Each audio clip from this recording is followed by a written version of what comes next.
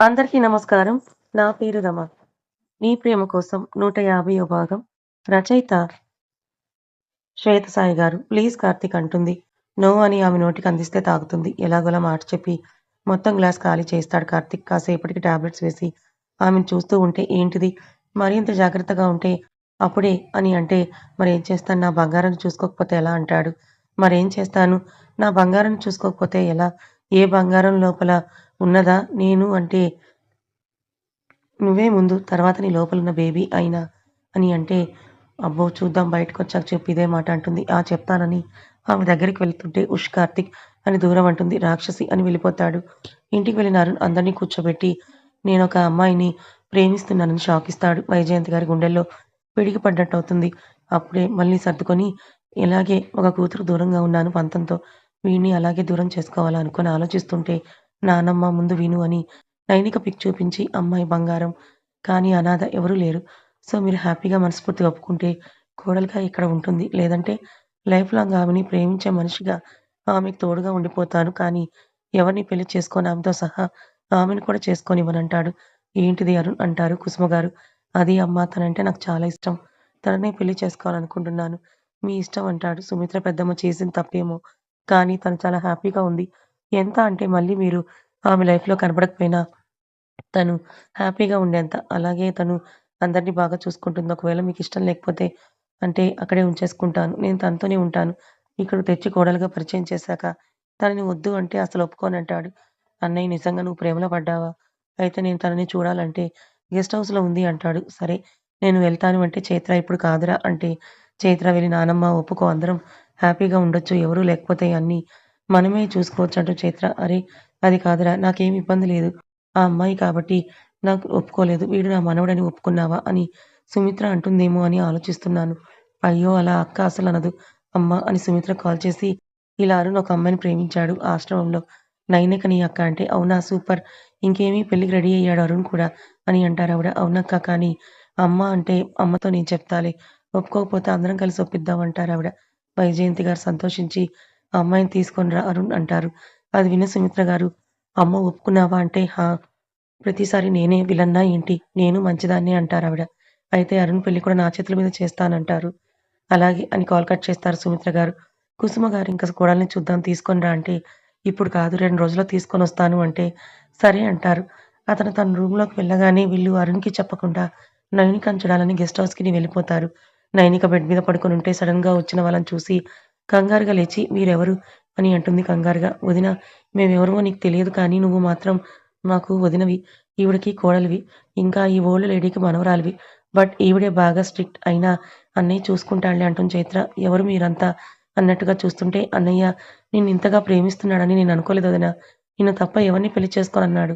మేము ఒప్పుకోకపోతే అసలు పెళ్లే చేసుకోను. నీకు లైఫ్ లాంగ్ తోడుంటాను అని అన్నాడు. నిన్నెక్కడికి వెళ్ళనివ్వనన్నాడు. మొదటిసారి నన్ను తక్కువ చేశాడు వదినా. అంటే ఎంతగా ప్రేమిస్తున్నాడో అర్థం చేసుకో అంటుంది చైత్ర. ఎవరు అసలు మీ అన్నయ్య అంటే అరుణ్ అంటుంది. ఏంటి తను నన్ను ప్రేమిస్తున్నాడా? లేదు. ఏమీ కాదంటే నిజంగా ప్రేమిస్తున్నాడు వదిన. ఇందాకే మాతో తగువుపడి పెళ్లికొప్పించాడు అంటే అవునా అంటుంది. హా! అంటారు వాళ్ళు. ఈ రోజు నుంచి నీకెవరూ లేరనుకోకు. నీకు మేమున్నాం అంటారు కుసుమ గారు. అలాగే చూస్తూ ఉంటుంది. నేను నమ్మను. మీ అన్నయ్య అంత మంచివాడు కాదంటుంది. సరే చూడు నువ్వే అని కాల్ చేసి అన్నయ్య మేము గెస్ట్ హౌస్‌కొచ్చాం. వదినకి ఊపిరాడటం లేదు పడిపోయిందంటే అవునా! అని పరుగున వస్తాడు 10 నిమిషాల్లో. వచ్చిన అరుణ్ వాళ్ళు చెప్పినట్టు యాక్టింగ్ చేస్తున్న నైనికను చూసి ఏమైందని ఆమెను తడితే లేవదు. నైనిక అని ఆమె బుగ్గ మీద తడుతూ పల్సుందో లేదో చూస్తాడు. ఆమె పల్స్ తగిలితే ఆమె గుండెల మీద చేయి వేసి చూస్తాడు. గుండె కొట్టుకుంటుంటే ఆమె చెంప మీద గట్టిగా కొట్టి నైనిక లే ఒక్కసారి నన్ను చూడరా ప్లీజ్ అంటాడు. ఆమె ఒక్కసారిగా హా! అని అరిస్తే ఊపిరాడట్లేదనుకుని ఆమెకి ఊపిరిస్తుంటే ఒక్కసారిగా నెట్టేస్తుంది. ఏంటది? కానీ నీకెందుకు నేను ఉంటే పోతే అని అంటుంది. ఏంటా మాటలు అంటే అవును. నన్ను వాడేకొని వదిలేస్తానన్నావు కదా! ఎందుకు నీకు నేను ఏమైతే అంటుంది.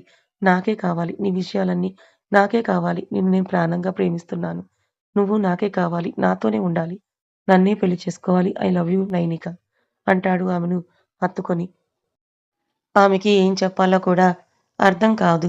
ఆమె మనసు పూర్తిగా అతన్ని యాక్సెప్ట్ చేయమంటుంది. ఒక అందమైన ప్రపంచం ఉంది ఆమె కోసం అనిపిస్తుంది. కానీ అతడు చేసినవంతా త్వరగా క్షమించలేకపోతుంది. అలాగే అతన్ని చూస్తూ ఉండిపోతే అందరూ వచ్చి "వదిన చాలా బావుంది" అని అంటే, "మీరు ఇక్కడే ఉన్నారా? చూడాలని వచ్చామంటుంది. నాకు చెప్పి రావాలి కదా!" అని అరుణ్ అరుస్తుంటే, "నా కోసం మీ వాళ్ళని ఎవరిని తిట్టొద్దని" అంటుంది నైనిక. అంతలో "నా వాళ్ళు కాదు మన వాళ్ళు" అంటాడు అరుణ్. "ఏమీ కాదు. నేను వేరు, మీరు వేరు. ఇదంతా ఏమీ వద్దు. నేను వెళ్ళిపోతాను ఇక్కడి నుంచి" అని లేస్తుంటే, "ఏయ్! కదిలితే కాళ్ళు విరుగుతాయని" వేలు చూపిస్తాడు.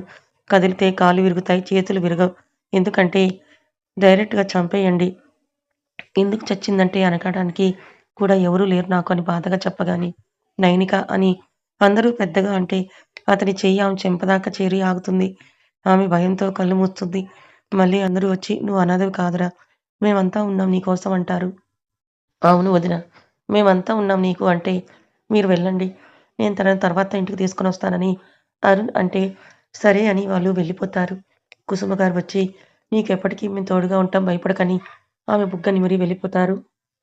అందరూ వెళ్ళాక అరుణ్ డోర్ క్లోజ్ చేసి ఆమె పక్కన చేరి, "ఏంటి ఎక్స్ట్రాలు చేస్తున్నావు? నీకు చెప్తే అర్థం కాదా? పెళ్లి చేసుకుంటానంటున్నాను నిన్ను. అంటే మీకు కావాలంటే ముట్టుకుంటారు. లేదంటే తిడతారు. ఇంకా లేదంటే చంపేస్తానంటారు. నిన్నటిదాకా ఇక్కడే ఉంచుకుంటానన్నారు. ఇప్పుడు పెళ్లంటున్నారు. ఏది నిజం? ఏది నమ్మాలి? నేను" అని అంటుంది నైనిక. సరే అంటూ ఆమె ముఖం పట్టుకొని, "ఇప్పుడు చాలా స్ట్రెస్. ఇంకా మూడ్ స్వింగ్స్‌లో ఉన్నావు కాబట్టి రెస్ట్ తీసుకో" అని అంటే, "ఏమీ కాదు. నన్ను వదిలితే వెళ్ళిపోతాను. వదలను. అలా కావాలంటే ఇంకా ఇంకా దగ్గరికి తీసుకుంటానని" ఆమెని బలంగా హత్తుకొని ఆమెతో పాటు పడుకుంటాడు. "ప్లీజ్ వదలండి" అంటే, "ఆహా! వదలను. నువ్వే అంటున్నావు కదా! చంపేయమని. నిజంగానే నేను నిన్నిష్టపడకపోతే అదే పని చేద్దువు చివరికి" అని అంటాడు. "నువ్వు నా ప్రేమను చూడలేకపోతే లేదా అది నీకు నచ్చకపోతే నువ్వేదంటే అదే చేద్దామంటాడు. అప్పుడు నేను వెళ్ళిపోవాలా అంటుంది. ఎక్కడికి? కాళ్ళు విరుగుతాయి. నా ప్రేమ రియల్ అని అనిపియకపోతే నేను నువ్వు ఇక్కడే ఉందాం. ఇలాగే ఒక రూమ్‌మేట్స్ లాగా. నేనేం చేయనులే కంగారు పడకు. మన ఆఫీస్‌లో జాబ్ చేస్తూ ఇక్కడ ఉండు అంటే ఎందుకిలా అని అంటే, ఎందుకంటే ఆమె బుగ్గ మీదకి చెయ్యి పోనిచ్చి ఐ లవ్ యూ రా అంటాడు. ఆమె ఏమీ మాట్లాడదు. అతను దగ్గరగా ఉండటంతో ఎప్పుడూ లేని ఒక తోడు ఉందనిపించి అలాగే ఆలోచనతో నిద్రపోతుంది నైనిక. ఇక ఆ రోజు గడుస్తుంది. దివ్యని పెళ్లి కూతురిని చేస్తారు. అను అన్నీ చేస్తూ ఉండడం అందరూ ఆమె చుట్టూ చేరి ఆపడం జరుగుతుంది. చక్కగా రెడీ అయ్యి కళ్యాణ మండపానికి వెళ్తారందరూ. అరుణ్ ఫ్యామిలీ కూడా వస్తారు. కాసేపటికి అరుణ్ నైనికని తీసుకొనొస్తాడు. ఆమె వద్దన్నా వినకుండా. మంచి శారీ ఆమెకు తెచ్చి అది వేసుకునేదాకా ఊరుకోడు అరుణ్. అను అందరిని పలకరిస్తుంది. అరుణ్ చాలా మంచివాడు. యాక్సెప్ట్ చేయవే అని నైనికకు చెప్తుంది. ఇంతలో ఎవరో పిలిస్తే వెళ్ళబోతే అను కుదురుగా ఉండని కార్తీక్ అంటే, నా దివ్య పెళ్లి కార్తీక్. నేను చేయకపోతే ఎలా అంటుంది అను. సరే అని కార్తీక్ జాగ్రత్త అంటూ వదిలేస్తాడు.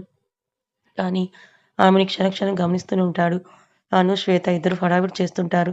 అన్నీ అందించి దివ్య దగ్గరకు చేరుతారు. అను, శ్వేత ఎక్కువ సేపు నుంచోకూడదని అక్కడే స్టూల్స్ పెడతారు. కార్తీక్, రాహుల్ వాళ్ళు. సూర్య అనుని చూస్తూ ఉంటాడు. అందరి మీదనే నీ ధ్యాస అనుకుంటాడు. ఒకరి ఎదురు ఒకరిని కూర్చోబెడితే దివ్యని ఎప్పుడెప్పుడు చూద్దామని అనుకుంటూ ఉంటాడు సూర్య. అది గమనించిన అను నవ్వుతుంది. లక్ష్మి, రామ్మూర్తి గారిద్దరూ కలిసి దివ్యని సూర్యకిచ్చి కన్యాదానం చేస్తారు. అంతలో పంతులు గారు చెప్పినట్టుగా ఇద్దరు జీలకర్ర, బెల్లం పెట్టుకుంటారు. జీలకర్ర, బెల్లం పెట్టుకొని ఒకరినొకరు చూసుకోమంటే ఇద్దరు ఒకరి కళ్ళలోకి ఒకరు చూస్తూ ఉంటారు. ఆ తర్వాత పంతులు గారు చెప్పినట్టు ఒకరి వెంట ఒకరు కష్టసుఖాలలో తోడుగా ఉంటామని ప్రమాణాలు చేసి సూర్య చేతిలో పెట్టిన తాళిని అందరికీ చూపించి దివ్య మెడలో కడతాడు. ఆ తాళిని గట్టిగా పట్టుకొని అలాగే ఉండిపోతుంది దివ్య. అందరూ అక్షింతలు వేస్తారు. ఎందుకో కళ్ళు తిరుగుతున్న ఫీలింగ్ అనూకి బాగా అలసిపోతుంది. ఆమెకు సపోర్ట్ కావాలనిపిస్తుంది. అలా చుట్టూ చూసి మళ్ళీ సర్దుకొని అక్షింతలు వేస్తుంటే వెనుక ఏదో సపోర్ట్ పక్కకు చూస్తే కార్తీక్ ఆమె వెనకే ఉండి ఆమె భుజం మీద 2 చేతులు వేసి చూడు అంటాడు. అతని చెయ్యి తట్టి థాంక్స్ అన్నట్టు చూసి అటు తిరుగుతుంది. సూర్య 3 ముళ్ళు వేసి ఏడుస్తున్న దివ్యని చూసి ఏంటిది నా కోడలు ఎప్పుడు నవ్వుతూ ఉండాలి. ఇలా ఏడుస్తూ కాదు అంటారు సూర్య తల్లి. ఏ దివ్య! ఏంటిది అని ఆమె నుదుటి మీద ముద్దిచ్చి మన పెళ్లయిపోయింది. నువ్వింక భయపడే పనే లేదు. ఏదీ కాదు ఓకేనా? అంటే ఆ! అని తల నిలువుగా ఊపి మెల్లిగా నవ్వుతుంది. ఏంటిది రౌడీ నిన్ను చూసి మీ అక్క ట్యాంక్ తిప్పుతుంది అని కార్తీక్ అంటే ఇంకా ఏడుస్తుంది దివ్య. దివ్య ఆపు అని సూర్య చెప్తున్నా కార్తీక్ వచ్చి ప్లీజ్ తన పెళ్ళికి నువ్వు లేకపోయినా అందరికీ మంచే జరిగింది. ఇప్పుడు నువ్వు మళ్ళీ గుర్తు చేస్తే అను ఏడుపు కంట్రోల్ చేయలేమంటాడు కార్తీక్. అవును. నిజమే అని ఆపేస్తుంది దివ్య. ఇక అందరి సమక్షంలో దివ్య పెళ్లి అంగరంగ వైభవంగా అను కోరుకున్నట్టు జరుగుతుంది. "ఇప్పుడు నీకు ఓకేనా?" అంటాడు హరిగారు. "ఆ! చాలా చాలా హ్యాపీ మావయ్య" అని ఆయన చేతులు పట్టుకొని చెప్తున్నాను. అప్పగింతలు పెడుతుంటే, "ఏది వద్దు ఎవరు ఏడుస్తూ నా దివ్యని పంపకండి. అమ్మా, నాన్న మీకు మేమెప్పటికీ దూరం కాం. ఎందుకంటే మీ అల్లుళ్ళు చాలా మంచివారు అర్థమైందా? అని అంటుంది అను. ఒకవేళ మేము మిమ్మల్ని చూడకపోయినా వాళ్ళు చూస్తారు అని అంటుంది. అను నిజమే అంటారు. కార్తీక్, సూర్య, రాహుల్ అందరూ కూడా నవ్వుకుంటారు. అందరిని హగ్ చేసుకొని బయలుదేరుతుంది దివ్య కారులో ఎక్కాక. సూర్య భుజం మీద తలవాల్చి, మన పెళ్ళెలా అవుతుందా అని చాలా కంగారు పడ్డాను సూర్య. సూపర్‌గా అయిందంటుంది దివ్య. ఎందుకు కంగారు మేమంతా ఉన్నాంగా అంటాడు. అయినా అను ఉంది కదా! కానీ అంటే ఆమె నుదుటన ముద్దిచ్చి తాళి కడుతుంటే ఎవరైనా ఏడుస్తారా చెప్పు అని అంటాడు. ఏమో నాకు కన్నీళ్లాగలేదంటుంది. అంతగా ప్రేమించావే నన్ను అని అంటూ ఆ కారులో డ్రైవర్ మాత్రమే ఉండడంతో చుట్టూ చూసి ఆమె పెదవులను అందుకుంటాడు. ఒక నిమిషానికి తేరుకొని వదులు సూర్య అని నెడితే పెళ్ళై లైసెన్స్ కూడా వచ్చింది. వదులు అంటే ఊరుకునేది లేదంటాడు. తాళి వైపు చూపిస్తూ ఆమె దగ్గరికి జరిగి ఫస్ట్ నైట్ రోజు చూపించు నీ ప్రతాపం అంటుంది. అయిపోయావే చెప్తా నీ పని అంటాడు. చూద్దాంలే అంటూ మురిగే కుక్క కరవదు అంటే అవ్వ చెప్తానే నీకు ఉండు అస్సలు వదలు అన్నా వినేదే లేదు అంటాడు. చూద్దాం అంటుంది. ఈలోగా ఇల్లు వస్తే అందరూ రెడీగా ఉంటారు. అను గోలకి శ్వేత అనుని అక్కడికి తీసుకొనొస్తారు అన్న తమ్ముళ్ళు. అక్కడ అను వాళ్ళు ఉండడం చూసి థ్రిల్ అవుతుంది దివ్య. అక్కా మీరిక్కడ అంటే నీకోసం వచ్చిందంటాడు కార్తీక్. త్వరగా హారతిస్తే దాన్ని తీసుకొని వెళ్తానురా. బాగా టైర్డ్ అయింది. అసలే కూర్చోలేదు సరిగ్గా. తినలేదు కూడా అంటాడు కార్తీక్. సరే బావ అని వెంటనే నేమ్స్ చెప్పి దివ్య, సూర్య లోపలికి వెళ్తారు. మెల్లిగా అను శ్వేతని తీసుకొని ప్యాకప్ అవుతారు. కార్తీక్, రాహుల్ కారులోనే నిద్రపోతుంది అను. దీనికి ఓపికే ఉండదు కానీ అన్నీ చేయాలనుకుంటుంది అని అంటుంది శ్వేత. నిజమే. నువ్వు తిరగలేదా ఏంటి? పద ఇప్పుడు. నువ్వు ఫ్రెష్ అవ్వకపోతే ఊరుకోనంటాడు రాహుల్. అబ్బా! ప్లీజ్ రాహుల్ అంటే అస్సలు కుదరదంటూ ఆమెను ఎత్తుకొని లోపలికి వెళ్తాడు.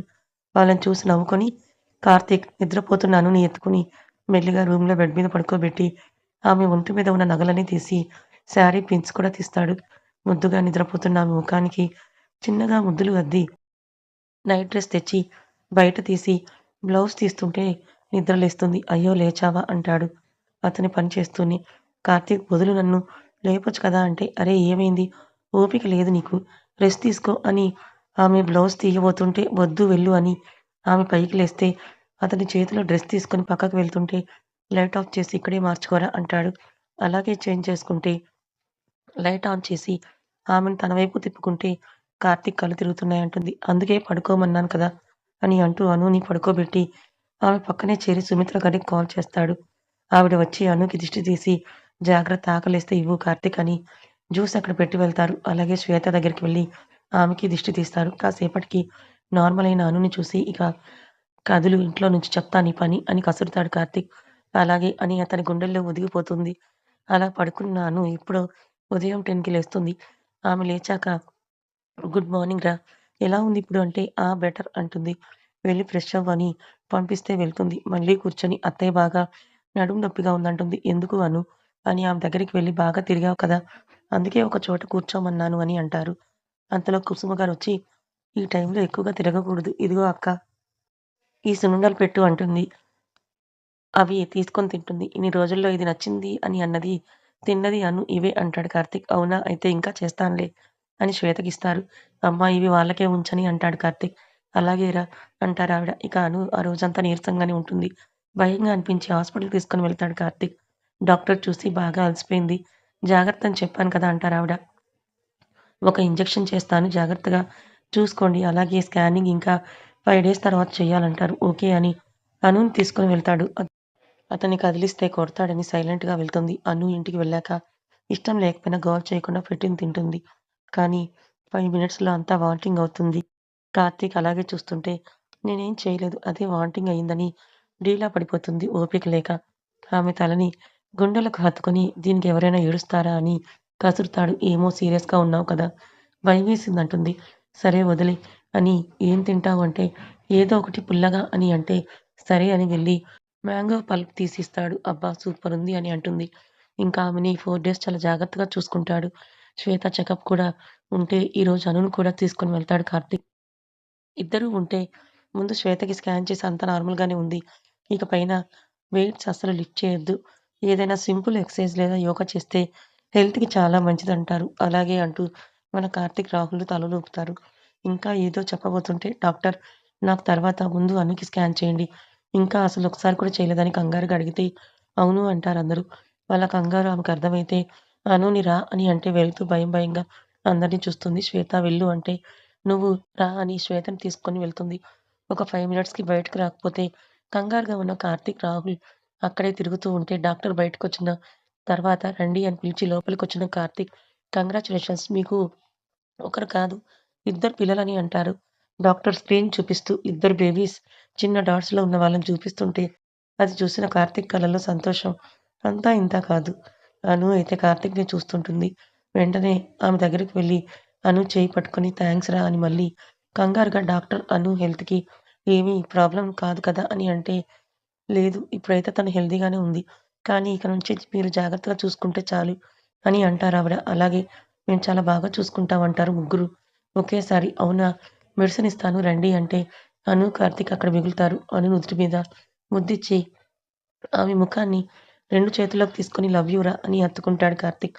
మెల్లిగా కిందకి దింపి ఆ జెల్ అతనే క్లీన్ చేసి ఆమెను చూస్తూ ఉంటే అను కార్తీక్‌ని హత్తుకొని థాంక్స్ సార్ ఒకేసారి ఇద్దరిని ఇచ్చేసినందుకని అంటూ అతని గుండెల మీద ముద్దిస్తుంది. ఇక డాక్టర్ దగ్గర మెడిసిన్స్ తీసుకొని బయటికి వెళ్ళిన నలుగురు ఇద్దరు రిపోర్ట్స్ తీసుకొని డైటీషియన్ దగ్గరికి వెళ్లి అవి చూపించి ఇద్దరికీ డైట్ చార్ట్ రెడీ చేయిస్తారు. అది కూడా అయ్యాక నాకు కళ్ళు తిరుగుతున్నాయి కార్తీక్ ఏమైనా తిందాము అన్న అను కోసం అందరూ హోటల్‌కి వెళ్తారు. ఏం తింటావురా అని అడిగితే పక్కన ఉన్న టేబుల్ మీద ఎవరో తింటున్న పూరి చూసి నాకది కావాలని పూరి చెప్తుంది. అది ఆర్డర్ చేస్తే పూరి 2 ముక్కలు తినే నాకు ఇది నచ్చలేదని నచ్చక అతన్ని చూస్తూ వాళ్ళ ఆర్డర్ వస్తే కార్తీక్ నాకిదొద్దు దోశనే తింటానని భయంగా చెప్తే ఎందుకలా భయపడుతున్నావు? ఏది కావాలో అదే తిను. నిన్నిప్పుడు ఎవరు ఏం తిట్టరు అని కసిరి ఆ ప్లేట్ అనూకి ఇస్తాడు కార్తీక్. నువ్వేదైనా ఆర్డర్ చేయరా రిక్వెస్ట్ ఎందుకు చేస్తున్నావని అంటాడు రాహుల్. ఏది తినాలనిపించడం లేదు రిషి అని అంటుంది అను. కథ ఇంకా ఉంది. మరి ఈ కథ మీకెలా అనిపించింది? నచ్చిందా? నచ్చితే లైక్ చేయండి. మరి కొంతమందికి షేర్ చేయండి. Thank you so much.